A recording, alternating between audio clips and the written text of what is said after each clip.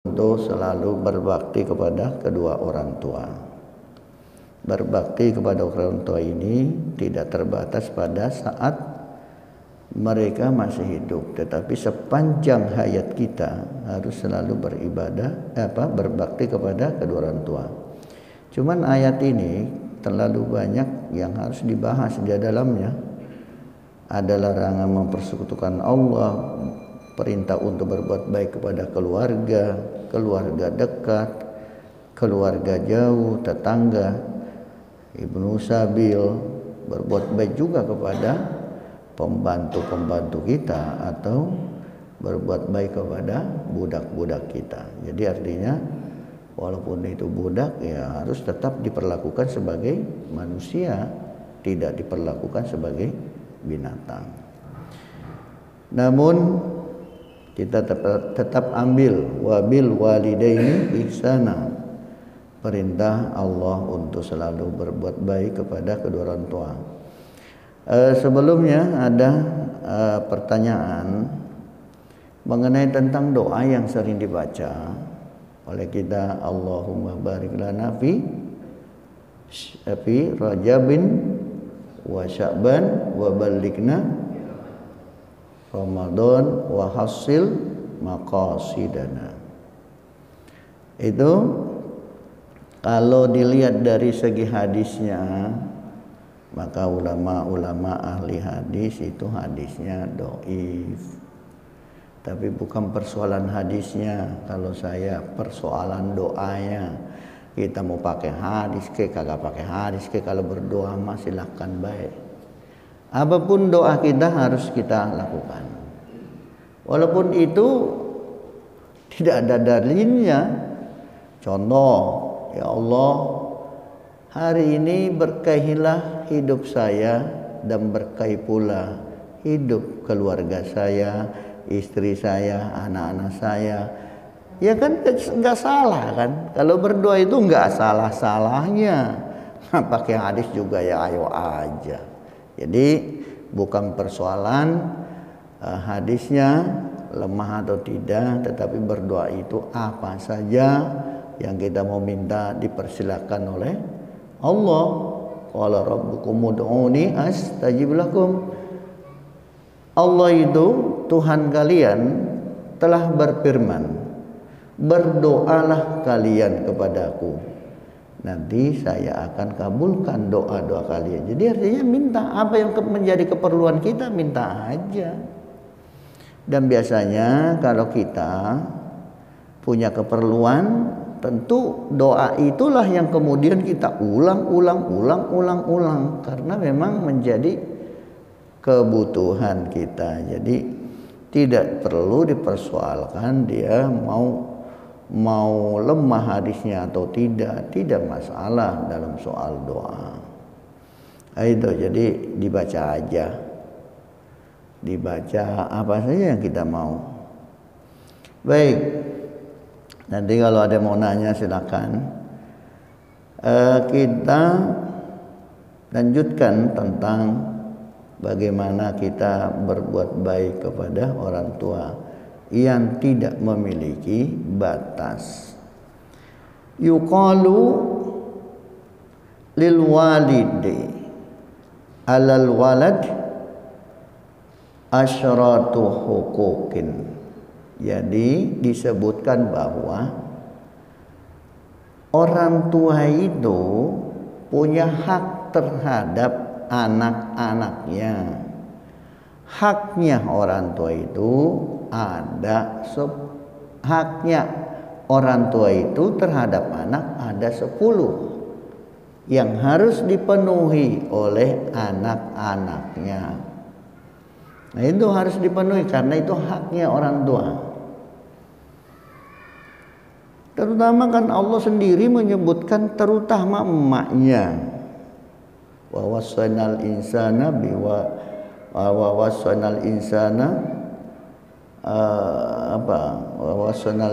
biwalidayhi. Jadi diperintahkan, wasiatkan Allah kepada kita untuk berbuat baik kepada orang tua, kepada ayah dan ibu. Yang mana orang tua itu yang paling memiliki penderitaan, hamalathu ummuhu wahnan ala wahdin. Jadi orang tua kita perempuan itu ibu dikhususkan oleh Allah karena dia memang mengandung kita. Dia badannya sudah lemah, ngandung lagi tambah lemah, tapi dia tidak ngeluh, dia tidak mengeluh. Coba yang punya istri, kalau dia melihat istrinya lagi hamil, dari mulai dia ngidam sampai dia melahirkan, keluhannya paling, "Wah, ini sakit." Gitu aja. Paling juga yang repot dikit kalau dia minta nyariin apa yang dia suka, mintalah mangga segala macam. Nah itu orang ngidam apa aja dia pengen mau makan. Jadi hamalathu ummuhu wahnan ala wahnin. Jadi sayangilah ibu karena dia sudah mengandung kita. Dan kalau sudah kita keluar nggak bakal bisa masuk lagi. Maknya marah, ntar gue masukin lagi loh. Ya kagak bakalan bisa masuk, udah keluar. Nah, itu. Karena itu kita harus hormati ibu, jaga ibu, lindungi ibu. Maka ada haknya orang tua terhadap anak-anaknya. Ada 10 yang harus dipenuhi. At-ta'amu in ihtaja. Kasih makan ibu. Kasih makan ibu, kasih makan ayah. Kalau dia memang membutuhkan, barangkali belum sempat masak, dia butuh makan, dikasih makan. Kalau perlu sebelum istri makan, sebelum anak makan, ibu dulu kasih makan. Ayah dulu yang dikasih makan sebelum istri kita, sebelum anak-anak kita. Dari istri dan anak yang paling mulia dan harus dihormati paling dulu adalah ayah dan ibu kita. Tidak boleh. Itu dulu yang dikasih makan. Kita sering mendengar bagaimana ashabul ghor.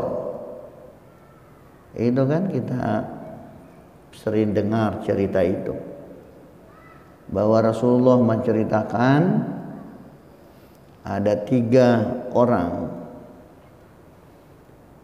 yang terjebak dalam goa karena saat itu hujan, maka mereka bertiga ini cari tempat berlindung dari hujan.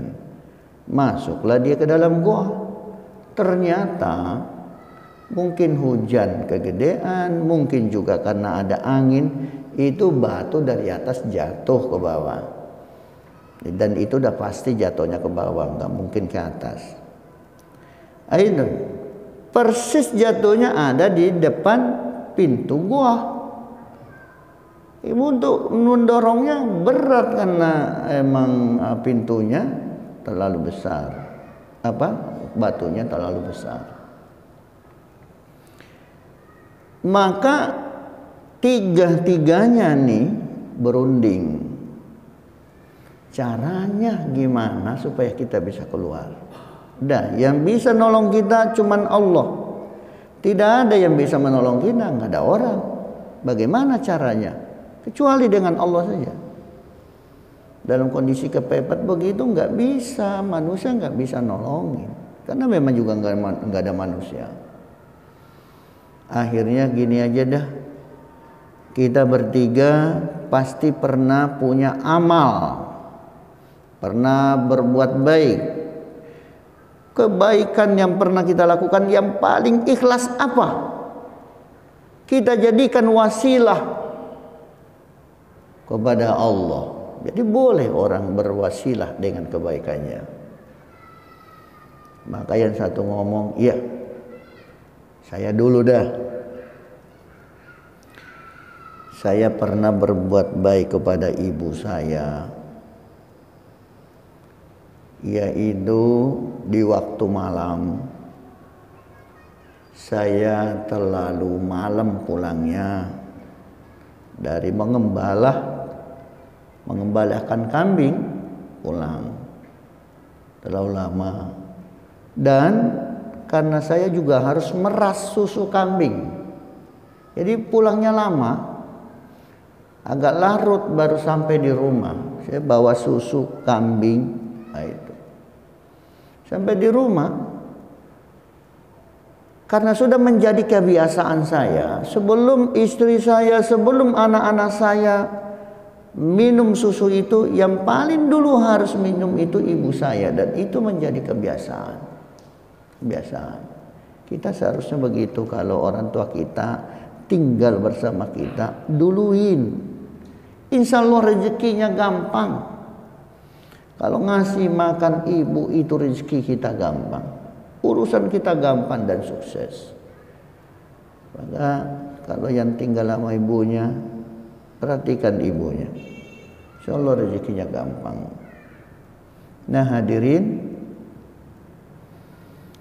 satu malam itu katanya, karena telat pulang, sampai di rumah ibu saya sudah tidur. Ibu saya sudah tidur, saya nggak mau bangunin ibu saya. Saya khawatir terganggu tidurnya ibu saya yang sedang pules. Saya tidak mau ganggu. Coba bayangkan anak-anak kita sekarang, emaknya lagi tidur, dibangunin, dar pintunya. Kagak punya sopan santun anak kita. Ini seorang yang alim, seorang yang punya pengetahuan, karena banyak orang ilmunya banyak, tapi tidak banyak yang mampu mengamalkan ilmunya. Banyak orang bisa berdakwah tapi belum tentu mengamalkan ilmu, nggak mampu. Bisa dakwah doang, karena dakwah sudah menjadi pencarian. Jadi mengamalkan ilmu itu susah. Orang pintar banyak, orang alim itu sedikit sekali. Orang alim itu sampai tahu ilmu tapi juga diamalkan ilmunya. Nah hadirin, dia nggak mau ganggu ibunya lagi tidur, nggak mau ganggu ibunya. Kenapa dia nggak mau ganggu? Karena ibunya sedang pules. Ntar kalau dibangunin kaget, ntar kalau dibangunin nggak bisa tidur lagi. Bisa juga orang kalau lagi tidur bener pules, dibangunin tau-tau pusing tuh orang, kaget, nggak berani. Dia nggak bangunin ibunya, sementara anaknya nangis minta susu karena lapar. Anaknya nangis minta susu karena lapar. Itu susu tidak dikasih ke anaknya sebelum ibunya minum sampai puas, baru sisanya buat anak dan istrinya. Dia tidak bangunin ibunya, sementara anaknya nangis minta susu karena lapar, tidak juga dikasih. Karena dia tidak mau memberikan sisa anak-anaknya untuk ibunya. Luar biasa bagaimana para sahabat memberikan contoh-contoh teladan dalam hidup mereka. Maka lihatlah sahabat-sahabat Nabi, para ulama-ulama kita, bagaimana mereka menjalankan benar-benar agama ini luar biasa. Kita ini cuman dapat ilmunya doang, tapi belum mampu untuk mengamalkannya. Mungkin kalau saya juga ditanya belum tentu. Walaupun saya sudah berusaha, ibu saya sakit, saya yang gendong ibu saya yang jebokin, saya yang mandiin, saya semua saya lakukan. Ya karena nggak ada lagi, siapa? Mantu itu nggak bisa seperti dengan anak. Mantu itu nggak bisa seperti dengan anaknya sendiri. Dan orang tua itu pengennya anaknya sendiri yang ngurus, nggak mau mantunya. Mantu itu bagaimanapun juga dia orang lain. Istri bisa jadi mantan istri, suami bisa menjadi mantan suami, tapi ibu tidak akan pernah jadi mantan ibu. Ibu itu mau selalu dengan anak-anaknya. Dia lebih senang dan bahagia apabila anaknya yang menggosokkan badannya, yang nyuapin mulutnya. Itu senang sekali orang tua, bahagia. Tidak perlu dikasih duit banyak, dia sudah dipijitin sama anaknya saja sudah girang banget, bahagia, tertawa senyum kalau kita yang bersihin badannya. Tawa, senyum dia. Sangat bahagia sekali. Nah hadirin, tadi itu setelah ibunya bangun udah subuh, baru susu tadi diberikan kepada ibunya. Setelah ibunya minum, barulah sisanya diberikan ke anak-anaknya dan istri, keluarganya. Perlakukanlah ibu kita apa bisanya kita. Perlakukan mereka sebelum dia menutup usianya, sebelum menutup mata untuk selama-lamanya. Karena ridhonya Allah tergantung ridhonya orang tua. Pada saat itu nanti dia bisa berdoa, ya Allah nanti ini anak saya lapangkan rezekinya. Kita kan nggak tahu dalam hatinya. Pada saat kita urusin dia, dia melihat kita bagaimana kita ikhlas ngurusin dia, dalam hatinya berdoa, ya Allah lapangkan rezekinya anakku. Kalau mantunya enggak.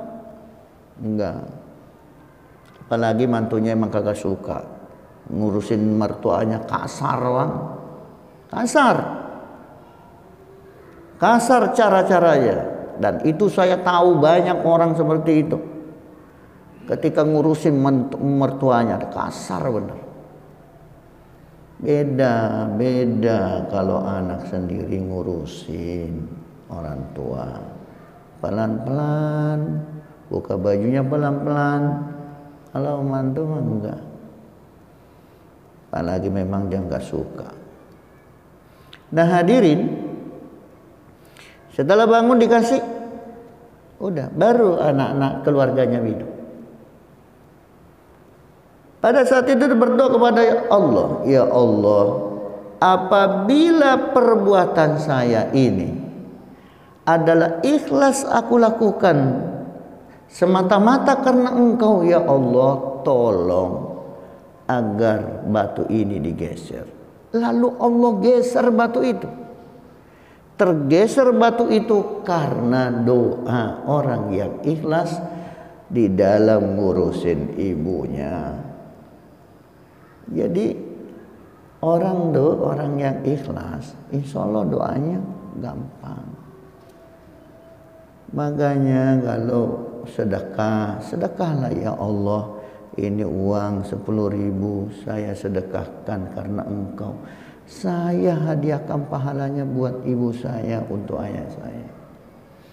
Dan ya Allah lapangkanlah rizkiku. Diiringi juga dengan doa. Bacalah Fatihah. Insya Allah lambat atau cepat doa itu akan dikabulkan oleh Allah Subhanahu wa Ta'ala. Jadi buktinya tadi tergeser batu. Siapa yang dorong? Allah yang dorong. Jadi orang tuh boleh menyebutkan kebaikannya, boleh, nggak apa-apa. Wa amma bi ni'mati rabbika fahaddis. Yang dilarang oleh Allah kalau nyebutin kebaikan dengan tujuan ingin agar orang tahu, riya namanya. Itu habis, nggak ada nilai apa-apanya, pahalanya habis ludes. Hadirin, Nabi Musa alaihi salam seorang nabi yang luar biasa. termasuk di kalangan ulul azmi. Dia bisa berbicara langsung dengan Allah, berkomunikasi langsung, mendengar langsung suara Allah. Bahkan umatnya pun pernah menyaksikan, ada 70 umatnya menyaksikan bagaimana Nabi Musa bisa berbicara langsung sama Allah. Itu makanya ngeyel, umatnya ngeyel. Begitu dia dengar Nabi Musa bicara dengan Allah, dia dengar dengan telinga mereka. Ngeyel dia. Apa yang kemudian dia katakan? Musa, saya pengen lihat Allah itu. Lan nu'mina laka hatta narallaha jahratan. Itu baru suaranya Musa. Kami tidak akan beriman kepadamu, kami tidak akan percaya kepadamu. Itu kan suara, bisa aja suara orang, mana tahu. Kan ngeledek banget kan. Saya pengen lihat Tuhan itu, kayak apa Tuhan? Barulah kami percaya kalau benar-benar itu kamu bisa bicara dengan Tuhan, dengan Allah. Karena kami lihat Allahnya kayak apa. Akhirnya disuruh ngelihat ke atas bukit. Lihat tuh, tiba-tiba disambar geledek. Ya, orang ngeledek ya disambar geledek. Mana mati 70. Nah itu di situ lagi berdoa Nabi Musa. Ya Allah, ini kan 70 saya bawa ke Bukit Tursina untuk menjadi saksi kalau saya benar-benar bisa berbicara dengan engkau dan turunnya kitab Taurat. Menerima kitab Taurat ini benar dari engkau. Bagaimana siapa mau jadi saksinya kalau mereka mati? Maka dihidupkan kembali oleh Allah. Ya Allah, hidupin kembali itu 70 orang. Summa ba'asnakum min ba'di mautikum. Lalu dikebangkitkan lagi oleh Allah, dihidupkan kembali oleh Allah agar nanti bisa menjadi saksi bahwa benar Nabi Musa bisa bicara dengan Allah dan kitab Taurat itu diterima di Bukit Tursina. Kamilah jadi saksinya. Nah hadirin, itu kehebatannya. Tapi Nabi Musa pernah satu malam berdoa kepada Allah, ya Allah, tunjukkan kepadaku siapa yang akan menjadi teman dudukku di dalam surga, siapa yang menjadi temanku nanti di dalam surga. Itu Nabi Musa minta supaya ditunjukkan kepadanya siapa nanti temannya ada di dalam surga. Ya Bapak juga boleh berdoa apa saja kan boleh. Ya Allah, tunjukkan bagaimana ayahku sekarang di alam barzah keadaannya. Ya Allah, tunjukkan kepadaku bagaimana keadaan ibuku sekarang ini di dalam alam barzah. Sambil itu kita kirimkan Fatihah. Apa saja yang bisa kita kirimkan kepadanya. Nah hadirin, doa Nabi Musa itu dikabulkan oleh Allah. Kata Allah kepada Nabi Musa, wahai Musa, besok kamu datang ke pasar. Di pasar itu ada tukang daging. Dan perhatikanlah tukang daging itu, ikuti sampai dia pulang ke rumahnya. Seorang anak muda. Dan memang hampir semua cerita-cerita tentang anak-anak yang berbakti kepada kedua orang itu anak-anak muda semua. Kenapa? Karena anak muda itu tenaganya masih ada, masih kuat. Kalau orang kayak saya diceritain, aduh, Ustadz udah tua, tenaganya udah kagak, boro-boro ngelayanin orang tuanya, dianya aja harus dilayani, udah tua. Maka kebanyakan cerita-cerita ini, kisah-kisah ini adalah berkaitan dengan anak muda yang punya masih tenaga, makanya masih punya tenaga, masih kuat. Gunakanlah tenaga itu untuk berbakti kepada kedua orang tua. Ya hadirin, besok dia pergi ke pasar Nabi Musa. Benarlah apa yang dikatakan oleh Allah. Dia melihat ada tukang daging, anak muda, rajin pagi-pagi subuh-subuh udah di pasar. Sore dia pulang. Cari karunia Allah. Kalau kita, anak kita nganggur mulu. Nganggur nggak kerja, ngapain? Sekolah malas, ini malas, itu malas, kerjanya tidur mulu. Nah, sampai di pasar udah lihat memang anak muda itu, dilihatin bagaimana kerjanya anak muda. Sabar dalam bekerja. Ikutin, pulang. Disisakan daging yang dijual. Ada sebagian disisakan, dia bawa pulang. Nabi Musa minta ikut. Boleh ikut. Dia juga belum tahu itu Nabi Musa, ya kan, minta ngikut aja. Pergilah ke rumah anak muda tadi. Sampai di rumah,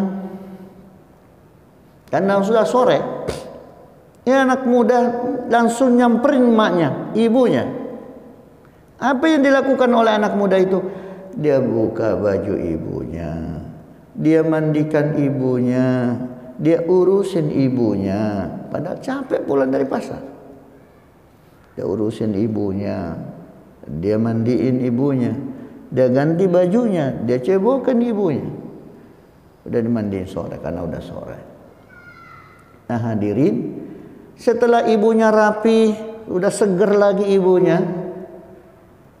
lalu kemudian dia pergi ke dapur. Daging yang dia bawa dari pasar, dia olah, dia bersihkan, dia masak yang paling enak. Ya waktu itu, kalau masak mah nggak dulu nggak sekarang mah sama aja enak. Malah enakan zaman dulu perasaan gue mah. Itu diolah. Udah selesai dagingnya matang, ditunggu sebentar untuk dingin, agak didinginkan. Lalu dia samperin ibunya. Dia bawa mangkok, sendok ke hadapan ibunya. Ini anak muda belum sempat mandi, belum sempat apa. Disuapin ibunya. Disuapin ibunya. Udah disuapin ibunya sampai kenyang. Setelah ibunya kenyang, udah. Biasa ibu-ibu, nenek-nenek habis makan, ya duduk sebentar, ya tidur lagi. Nah hadirin, itulah yang dikerjakan anak muda ini tiap hari. Lalu Allah berfirman kepadanya, wahai Musa, itulah anak muda itulah yang akan menjadi temanmu di dalam sorga nanti. Dialah yang mendapat menjadi temanmu. Karena pada saat dia menyuapi ibunya, ibunya berdoa kepada Allah, ya Allah, masukkanlah anakku ini ke dalam surgamu nanti bersama dengan Nabi Musa. Nabi Musa dengar. Jadi doanya ketika disuapin tuh ibu itu berdoa. Mungkin di hadapan kita tidak melafadzkan doanya, tapi dalam hatinya dia akan berdoa. Ya Allah, masukkan nanti anakku ini ke dalam surgamu bersama dengan Nabi Musa. Allah berfirman, itulah teman wahai Musa nanti dalam surga. Kenapa dia berbakti kepada ibunya? Itu yang disebutkan tugas pertama seorang anak adalah at-ta'amu in ihtaja. Berikan makan kepada ibu. Berikan makan kepada ibu. Pada saat dia sudah tua, nggak bisa bekerja, nggak bisa lagi masak, nggak bisa lagi ngolah daging. Kamulah yang ngolah, kamulah yang masak, kamu yang ngasih. Mumpung tenagamu masih ada, maka nanti kita itu akan dimasukkan Allah ke dalam surganya karena bakti kita kepada Allah. Jadi itu kalau orang tua Seperti saya katakan, dimandiin, dia terasa bahagia ketika anaknya yang menggosok badannya, yang mengangkat, dia terasa bahagia, senyum kelihatan dari mulutnya, kelihatan wajahnya berseri-seri, karena itu yang saya hadapi begitu. Saya suapin makan, ketawa-tawa, dia suapin. Nah hadirin, pada saat seperti itulah doa di dalam hati itu pasti ada. Orang tua pasti mendoakan anaknya, entah doanya apa. Tapi alhamdulillah berkah kita dapatkan dari doa orang tua. Enggak usah juga berdoa, enggak usah dia doain kita juga. Dengan berbakti saja kepada orang tua, hidup kita akan menjadi berkah. Nah hadirin yang dimuliakan oleh Allah Subhanahu wa ta'ala, begitu banyak kisah-kisah tentang bagaimana orang berbakti kepada orang tuanya. Yang kedua, tugas seorang anak terhadap ibunya atau ayahnya, wal khidmatu in ihtaja, melayani ayahnya, melayani ibunya. Selama ini ibu kita sudah melayani kita. Bangun tidur dia melayani kita, semua persiapan kita mau sekolah disiapkan oleh orang tua. Dan saya rasakan sendiri bagaimana ibu saya. Kita itu di kampung kayak apa. Pagi-pagi kita bangun, udah kita dibangunin sholat subuh, udah siap semua makanan, udah siap di meja. Karena orang Sulawesi itu senangnya ngopi, Pak. Apa saya doang kali ya, keluarga saya doang kali. Itu pagi-pagi sudah kopi sudah disiapin. Dulu ada yang namanya poci apa ya, yang terbuat dari bukan keramik ya, keramik itu agak gede, itu diisi kopi penuh. Diisi kopi penuh. Anak-anaknya dikasih gelas satu-satu, dituangin satu-satu gelasnya, minum sebelum berangkat sekolah. Makan udah siapin semua, itu nasi masih ngebul, enak banget ya, memang pagi-pagi udah nasi ngebul. Kalau dulu ikannya banyak ikan asin, karena ikan sawah banyak. Ketika punya tambak ikan bandeng, udang, diganti menunya. Itu udah dilayani, disiapin sebelum berangkat sekolah. Ongkosnya sudah dikasihin. Dulu ongkos cuman berapa ya? 10 perak apa ya? 10 perak juga udah gede banget itu mah. Itu udah dibagi-bagiin duit berangkat anak-anak sekolah. Dulu mereka yang layanin kita. Kalau bapak saya memang petani, jadi begitu habis sarapan, sholat subuh, sarapan, udah langsung berangkat ke sawah. Nanti pesannya apa? Ntar anterin makan siang. Jadi udah sarapan berangkat, nanti makan siangnya kita yang nyusul, nganterin. Pulang udah maghrib, dia baru pada pulang. Nah hadirin, orang tua sudah berusaha dengan segala tenaganya, kemampuannya berusaha. Ibu kita sudah melayani kita luar biasa. Kalau saya masih kecil dimandiin sama dia. Saya ingat banget bagaimana ibu saya mandiin saya. Nah, sekarang kita gantian. Mereka sudah tua, nggak bisa berbuat apa-apa. Ya akulah yang mandiin. Emang manusia itu bergantian, ada masanya.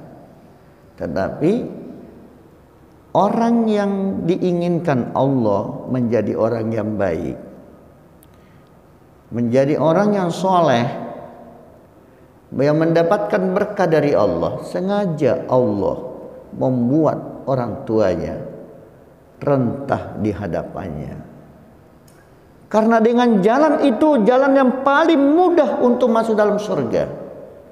Pada saat itu Allah masih hidupkan ibunya, padahal dia sudah rentah. Karena itulah pintu surga. Bagaimana agar anak-anaknya cepat masuk ke dalam surga. Itu tanda bahwa Allah membuat kita, menjadikan kita orang-orang yang mendapat berkah karena ngurusin orang tua. Jadi kalau ada orang tua jangan marah, ikhlas.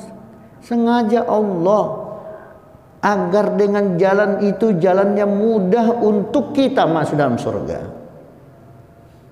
Begitu juga kalau ada orang diambil buah hatinya, masih kecil sudah diambil buah hatinya. 3 orang, 2 orang atau 1 orang. Karena Allah menginginkan agar orang ini nanti ada yang jemput ketika dia berada di padang mahsyar. Sengaja. Jadi kalau dipanggil anak kita oleh Allah di usianya masih balita, mau dikata bersyukur juga. Mungkin orang kalau ada yang dengar masalah dengar, dia kata dah. Tetapi memang itu sengaja Allah lakukan agar ada yang menjemput kita nanti ketika orang pada bingung lewat mana, kemana. Di padang mahsyar manusia berada di bawah sinar matahari sejengkal, di mana manusia haus. Dia akan datang membawa cerek dengan gelas-gelas yang terbuat dari emas, mencari ayahnya, mencari ibunya. Itu memang sengaja dilakukan oleh Allah agar orang ini nanti di akhirat tidak sengsara. Maka beruntunglah mereka yang diambil buah hatinya, masih kecil sudah diambil oleh Allah. Saya sudah 3. Habis ya? Oh iya. Itu sengaja Allah. Jadi apapun yang kita hadapi itu memang sudah ditakdirkan oleh Allah, karena Allah ingin kita menjadi orang yang baik. Mungkin ibadah kita yang lain kurang, mungkin ini kita kurang, ini kurang, maka Allah berikan jalan yang mudah untuk masuk surga yang tiada nilai taranya, yaitu orang tua kita. Maka urusilah dia dengan ikhlas. Insya Allah dengan cara itu mudahlah kita masuk dalam surga. Itulah tugas kita. Yang kedua, wal khidmatu in ihtaja, melayani orang tua pada saat dimana ia memang sudah tidak mampu kecuali anak-anaknya yang membantunya.